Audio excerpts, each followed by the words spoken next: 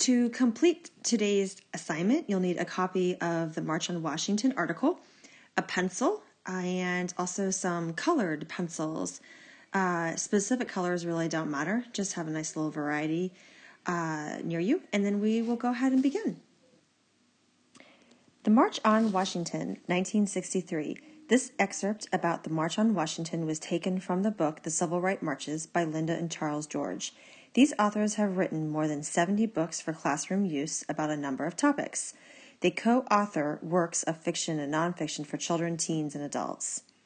In May of 1963, the nation focused its attention on Birmingham, Alabama. Martin Luther King Jr. had called it the most segregated city in America, and he chose it for the major series of demonstrations. Marches, boycotts, and sit-ins were planned to try to win desegregation of stores, restaurants, and other public places. When the police arrived, some of the black demonstrators were attacked by snarling German shepherds. Others were hurled against buildings by stinging jets of water. These images were carried across the nation on television. As a result, many whites began to understand the often brutal rules of segregation. Horrified by the images of the violence in Birmingham, President John F. Kennedy sent a civil rights bill to Congress in June to end segregation in hotels, restaurants, theaters, and all public places. It also gave the Justice Department the power to sue school districts that refused to desegregate. To urge Congress to pass the bill, A. Philip Randolph proposed another March on Washington to unite people behind the historic law. On August 28th of 1963, nearly 250,000 people from almost every state in the Union gathered at the Lincoln Memorial. 80 million Americans viewed the event on television. They heard the intelligent, informed, thoughtful words of a black spokesman from all walks of life. Many saw clearly for the first time the truth behind the black Americans' struggle for equal treatment. For one day, thousands of Americans walked together, ate together, laughed together, and cried together. No one ugly incident spoiled the day. As Martin Luther King Jr. wrote in 1964, it was an army without guns, but not without strength. Followers of every faith, members of every class, every profession, every political party were united by a single ideal.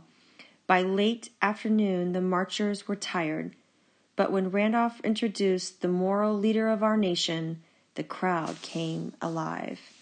That's a pretty cool picture. It's an aerial shot, and all of those dots are not trees; those are all people. You can kind of see the people walking on the big path, and all of this, all of this, and all of that. Those are all people.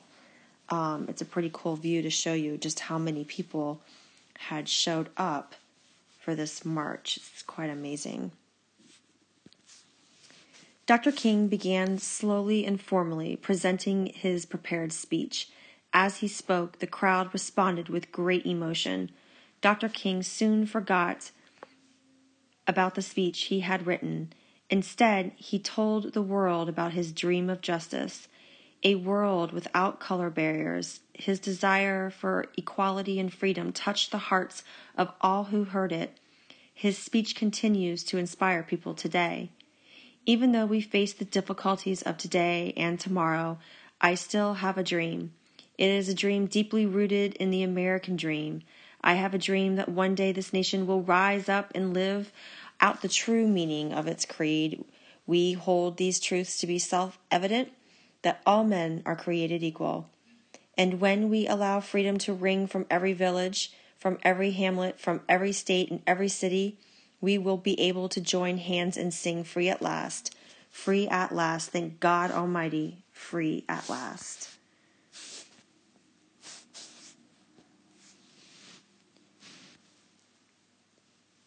Okay, that is I must have missed a page or something, but anyways, we'll start here. Many wept. The power of King's speech lay in the voice it gave to the hope of 22 million black Americans. Later that day, Dr. King and the other leaders of the march met with President Kennedy at the White House.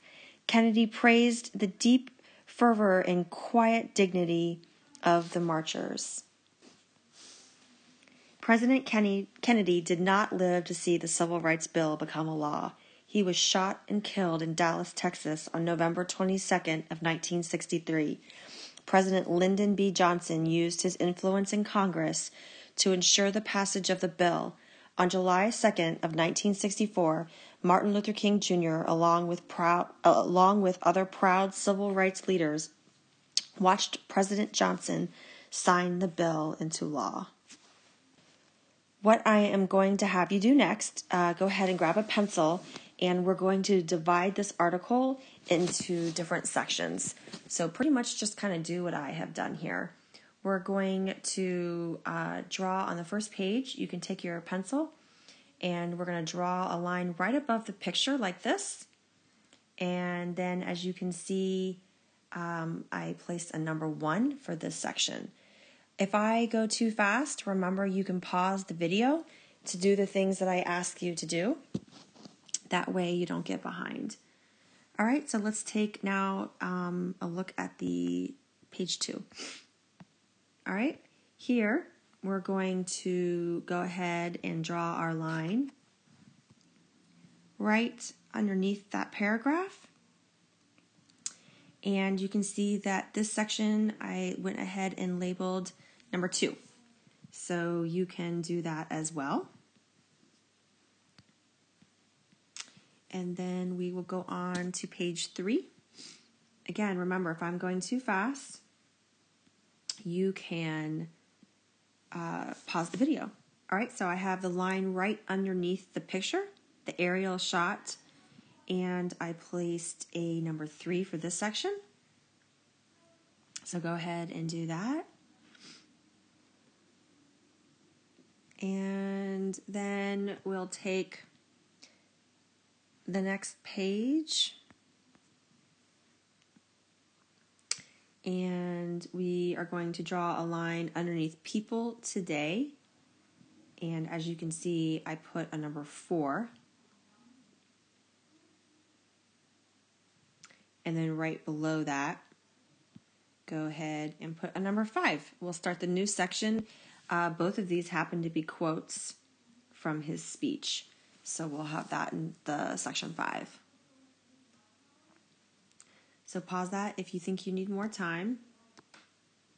And we'll go ahead to the last page. The last page, we're going to draw a line underneath the picture. And as you can see, I have a number 6. That will be our 6th and last section. Okay?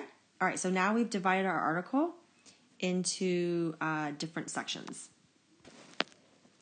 So when I do a close reading and I annotate instead of using a soapstone, I tend to kind of assign colors to parts of the article that I feel are going to be important. So I kind of made these up. I'm going to use yellow for important.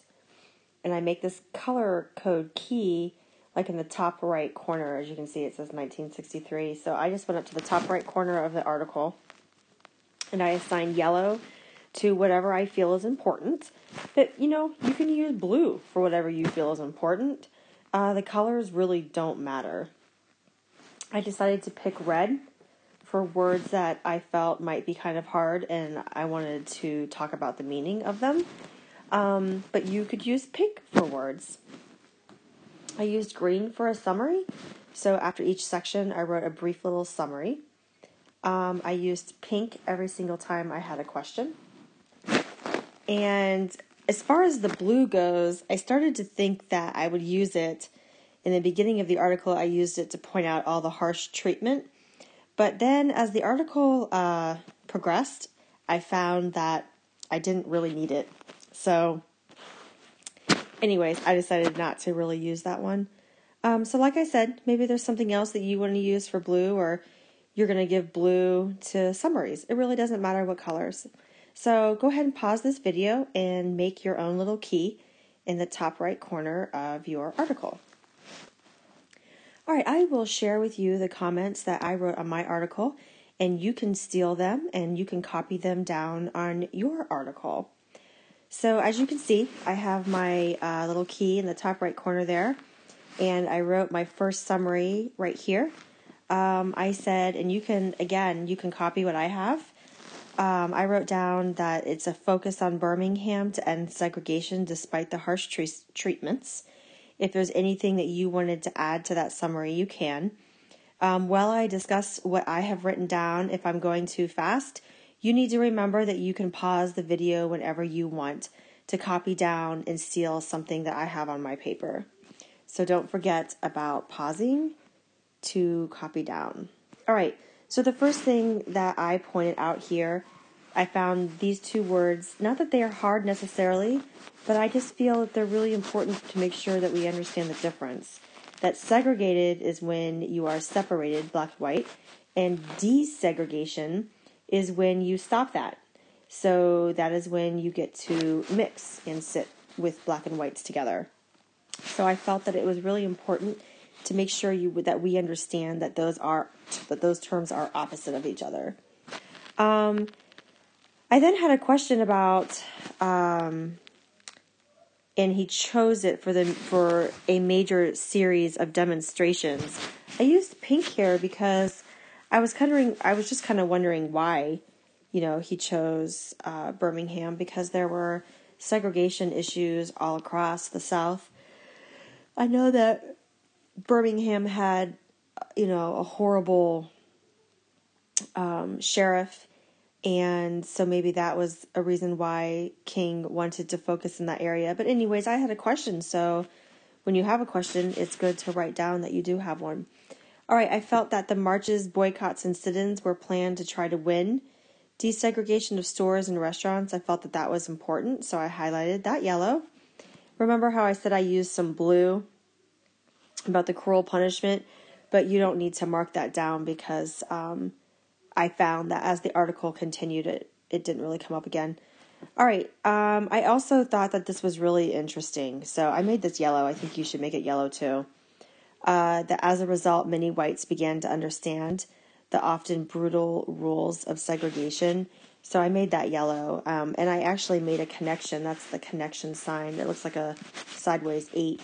But I made a connection that, the media, you can write media right there, the media did a service to us across the nation by taking these pictures and putting them on the TV and the newspapers, because we were able to see what was going on in the South. And just like when Emmett's mother shocked the nation with the open casket, these pictures of the water hose and the German shepherds being let loose on the peaceful protesters, that was shocking to see how bad it was.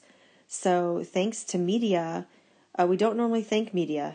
Often we roll our eyes at them and because they're everywhere in your face. But man, during this time period, they really spread the word quickly. So I felt that was important. So go ahead and make that yellow, and you can write down just like Emmett Till's mother. You can pause the video if you need more time. Then, if you look into section 2, I summarized it by that the media worked, because that whole front paragraph right here, that is all about the media and how it got through to the president, and he placed the focus on a march. So if the media hadn't gotten to the president, if those pictures had not got to him, then he probably wouldn't have requested the march to begin with. So as you can see, I made this yellow that the President Kennedy sent a civil rights bill. That is a very big deal. He wrote a civil rights bill, and he sent it to the Congress about ending segregation in hotels, restaurants, and theaters, and all public places. So I definitely made that yellow. And then I moved down to the question. The question that I would like for you guys to copy down onto your paper, like what I have, is go ahead and circle this last sentence here of the paragraph, that Randolph proposed another march on Washington to unite people behind the historic law. So if Kennedy has, decided to push this bill to Congress to end segregation, Randolph proposed that it was time to celebrate. So as you can see, I kind of asked that question. So a celebration. Through this reading, I'm able to understand that the march was actually not, as usual from the past, not a march of protesting, not a march of trying to get something to happen, because that's all we've been studying in the movement. So I want you to write this down because I feel like it's important to understand that it's a celebration, recognizing how far they've come and to unite everybody together. This is not a march of protest, but a march of celebration.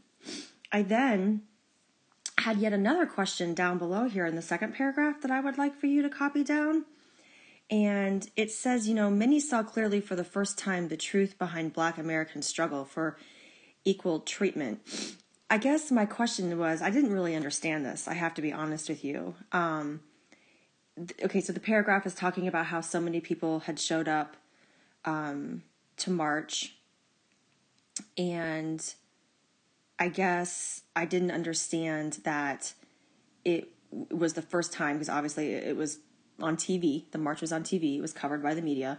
And that the statement is basically saying that everybody saw for the first time the struggle for equal treatment.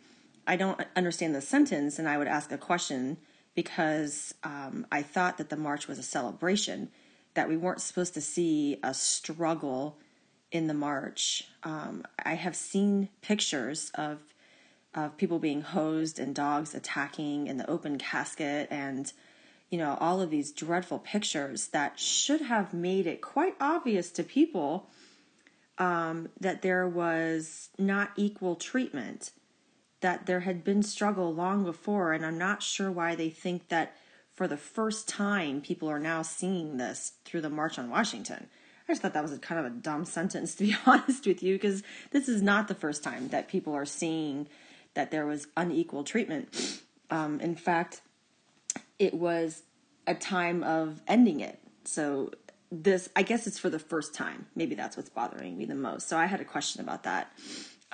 Hence right here when I said, I would think that other pictures would make people see it more than this celebration march. So I questioned that, and I think you guys should too, that this is not the first time people are seeing a struggle for equal treatment. So write down, if you need to pause the video, go ahead, but write these two questions down. And you can pause it if you need more time. Okay. So on page 3, the summary that I wrote down for this section was that everybody mixed in harmony to celebrate desegregation.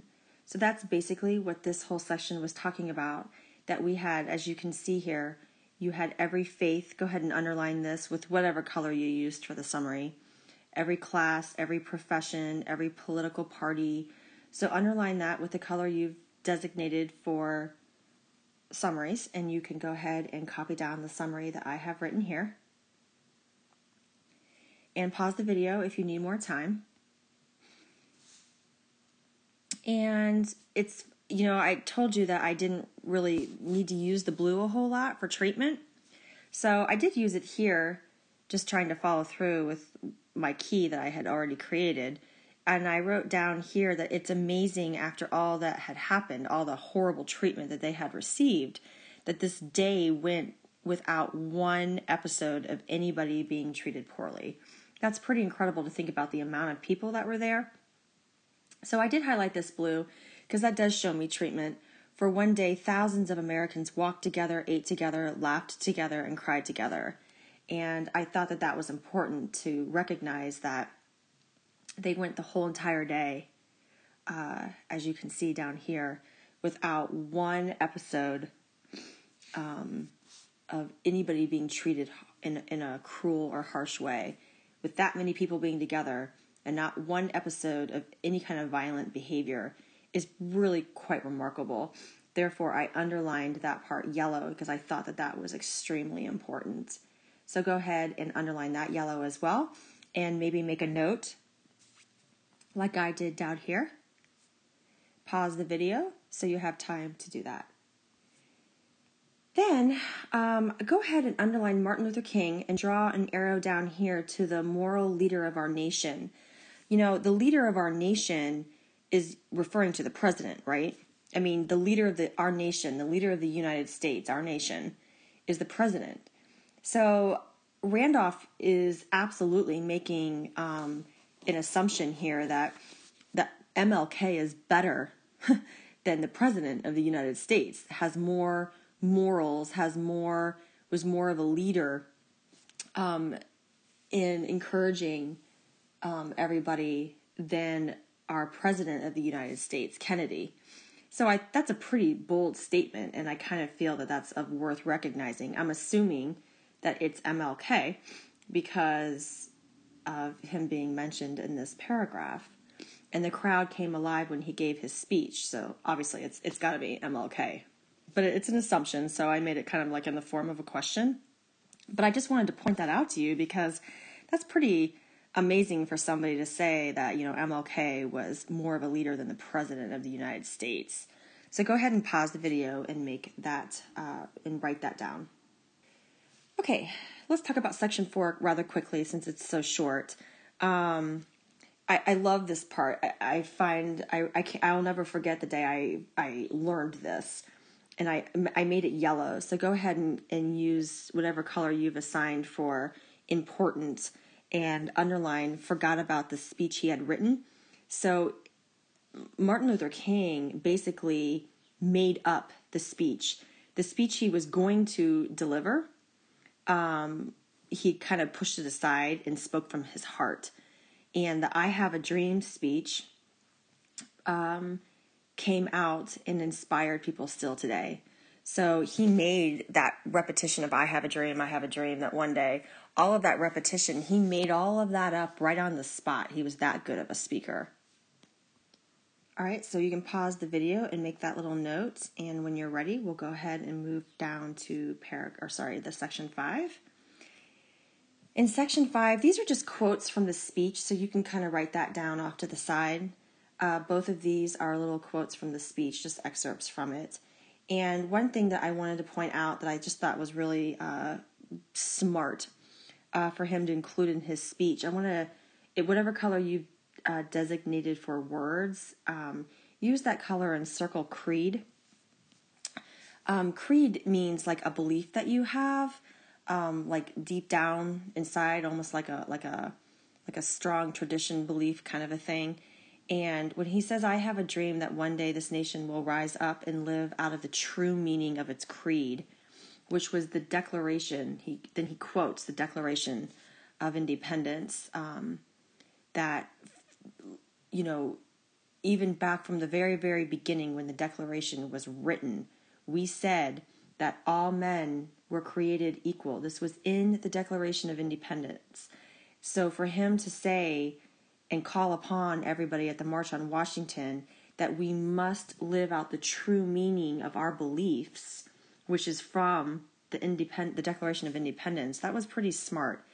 That even so long ago when we said all men were created equal, maybe now, today, at the March on Washington, maybe today is the day that we actually live out the Declaration of Independence and we actually abide by it. Since all men are created equal, perhaps we should all act that way. So I thought that was a pretty smart statement. So why don't you go ahead and make a little note. You can just kind of copy down what I have written here if you want, and pause the video while you copy that down. And then on our last page, I wrote the summary, and I don't know what color you used, but go ahead and write down that President Kennedy sent Civil Rights Bill to Congress. He met with MLK. There's a picture of them here together, Kennedy and Martin Luther King.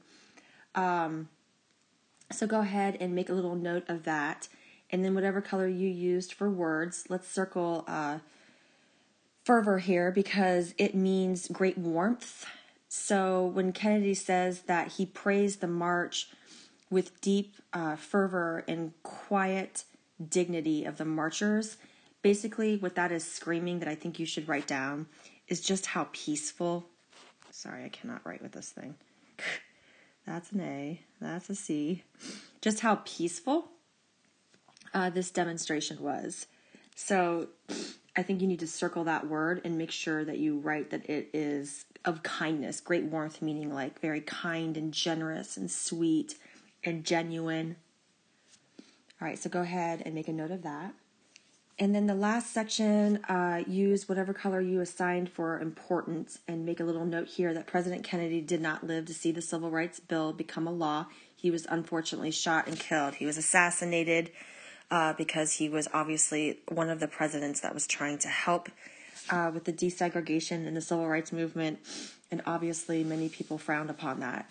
So he unfortunately was assassinated and killed. So make a note of that, and then you can make a summary with your color that you designated for summaries that Martin Luther King was alongside as President Lyndon B. Johnson as they signed the bill and watched it actually become a law. So Kennedy pushed the bill to Congress. Unfortunately, he was not able to see the day when it was actually signed and it became a law. But I need you to make a note right down here that it did become a law in 1964. The Civil Act of 1964 became a law. It's a very big deal. What a day of success for Martin Luther King to watch as the president made the bill a law. So please make a summary note of that. Okay, so we have gone through this article and we have done a close reading. We have made lots of notes and we've talked about it, and I think we are definitely ready to answer some questions. I'd like to do this together. I want to make sure you understand the questions and what's being asked. So go ahead and get I think it's like a violet, like a light purple kind of a color. Go ahead and get that sheet out, and let's take a look at the questions quickly together, just to make sure you understand exactly what's being asked, okay? This won't take long. So if you look at question number 1, you're going to be able to check your answers yourself using the QR codes that are there. So if you have a scanner on your Chromebook, you can use that. Perhaps you have one, the iPads. You can go grab an iPad at your table if you need to use the scanner on the iPad as well. But I would like for you to check your answer after each one. So in other words, pick the answer for number 1 and then check your answer and see if you're right. Getting that immediate feedback is more important than checking them all at the end. Okay? All right, so number 1. Which statement best summarizes the central idea of the text? So you need this statement, whatever answer you're going to pick here, you need it to be very general. You don't want anything specific. For example, D cannot be it, because signing the Civil Rights Bill is very, very specific. That is not going to be a central idea. So whatever answer you pick for number 1, make sure that it is very general and broad, nothing detailed or specific. I think that will help you get the right answer. So go ahead and pause the video, answer the question number 1, and then check the code and see if you get it right. And then we'll go on to number 2 together. All right, so hopefully you got number 1 right. Number 2. What inference can we draw from Randolph introducing Dr. King as the moral leader of our nation? Okay, we talked about this, so I'm glad that I pointed that out, how that's unusual for somebody to compare the president. So go ahead and answer number 2, and then you can check the QR code when you're done. Number 3 is asking you, using the information in the article, which statement best describes the effects or the results of capturing the violence on video and then showing the images on television. So pick an answer down here that shows the results of people seeing the violence on video, and then check your answer. And then, of course, there's a part B where you have to pick the evidence that backs that up, and then go ahead and check your answer. Pause the video while you do that. All right, hopefully you got both of those right. Number 4, what is the significance of the marchers holding their rally and Dr. King making his famous I Have a Dream speech at the Lincoln Memorial as shown on the photograph on page 3? And the last one, pick a quote that shows the movement was peaceful, that the march was peaceful. And then check your answers. Hopefully you did well.